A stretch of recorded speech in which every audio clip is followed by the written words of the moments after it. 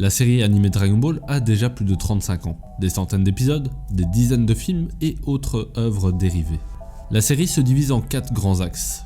Dragon Ball où l'on découvre Goku enfant, Dragon Ball Z où l'on suit l'emblématique Goku que le monde entier connaît désormais, Dragon Ball GT, la suite non canonique de la série et qui divise les fans, et enfin Dragon Ball Super, dernier bébé à succès de la Toei.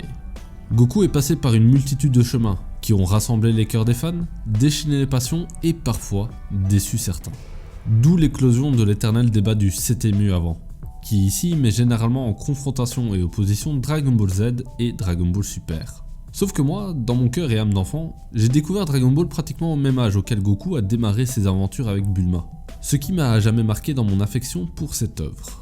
Car en effet, malgré les incroyables power-up et combats de Dragon Ball Z, la formidable transformation en Super Saiyan 4 de GT et la masterclass du mode Ultra Instinct, mon amour pour la franchise penchera toujours vers les aventures de Goku enfant.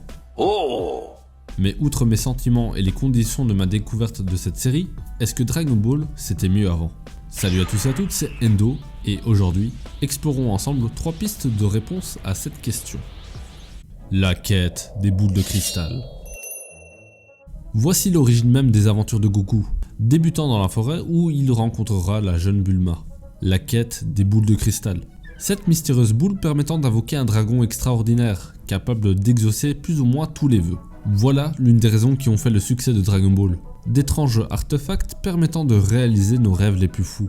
De quoi faire fantasmer aussi bien les petits que les grands. Si dans le début des aventures de Goku, cette quête est au centre même de l'intrigue, Toriyama aura le bon sens d'utiliser les boules comme objet de convoitise des antagonistes de la série, tels que le ruban rouge ou Piccolo Daimao par la suite. Goku devient alors le mur séparant les boules, des vœux néfastes que veulent réaliser ses ennemis. Et il est là le superbe parallèle de la série. Au fur et à mesure que Goku réunit les boules, il devient plus fort. Et c'est certainement cet aspect-là que l'on perd dans Dragon Ball Z après l'arc Namek. Les boules n'ont plus la même importance et passent au second plan. Ils deviennent de simples objets très faciles à récupérer et ne servant qu'à ressusciter un Yamcha ou un Krillin. DBS a bien tenté de les remettre sur le devant de la scène avec les Super Dragon Ball, mais celui qui tire mieux son épingle du jeu à mon sens est Dragon Ball GT, qui se voulait être un retour aux sources de la quête des boules de cristal. Retour raté ou pas, c'est discutable, mais il n'empêche qu'ils avaient compris l'enjeu et la symbolique initiatique que représentaient les 7 boules de cristal. L'humour. Je ne sais pas vous, mais moi j'aime rire. Quoi? Vous plaisantez? Voilà l'une des grandes forces de Dragon Ball, son humour léger.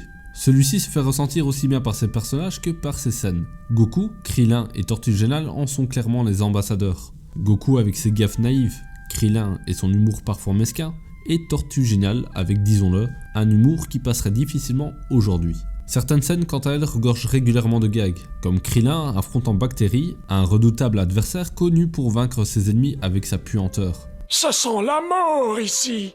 Krillin finira par être mis KO par celle-ci, mais Goku lui rappellera qu'il n'a pas de nez et qu'il ne peut donc pas être infecté.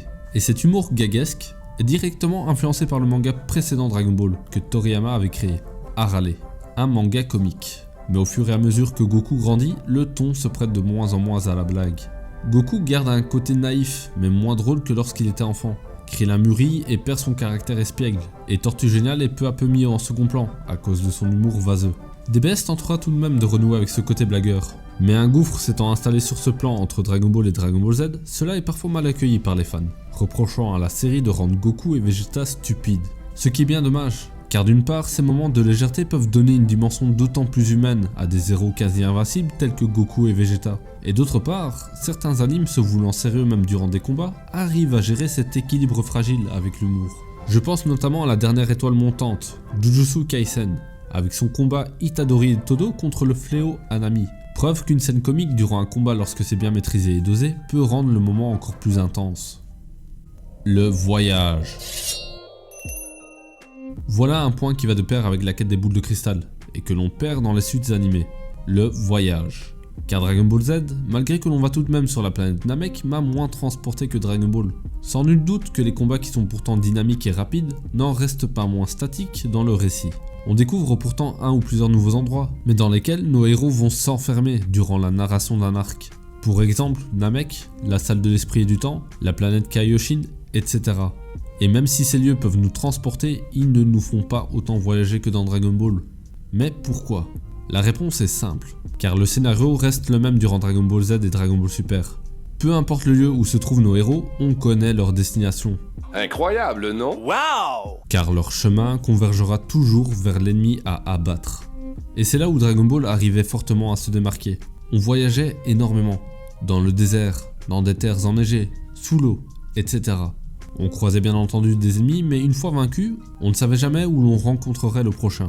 Dans une caverne, dans une tour bien gardée, ou même au détour d'un tournoi. La surprise et l'émerveillement du voyage de ce jeune garçon intrépide nommé Goku nous transportaient, aussi légèrement et allègrement qu'à dos de nuages magiques. C'est ainsi que le garçon connu sous le nom de Son Goku continua de grandir. Voilà, c'est donc la fin de cet épisode.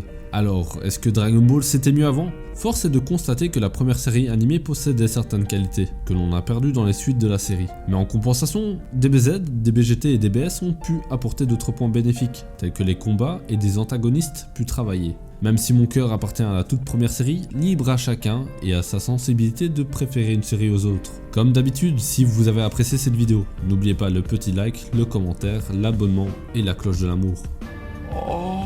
C'était Endo, on se dit au prochain épisode, ciao.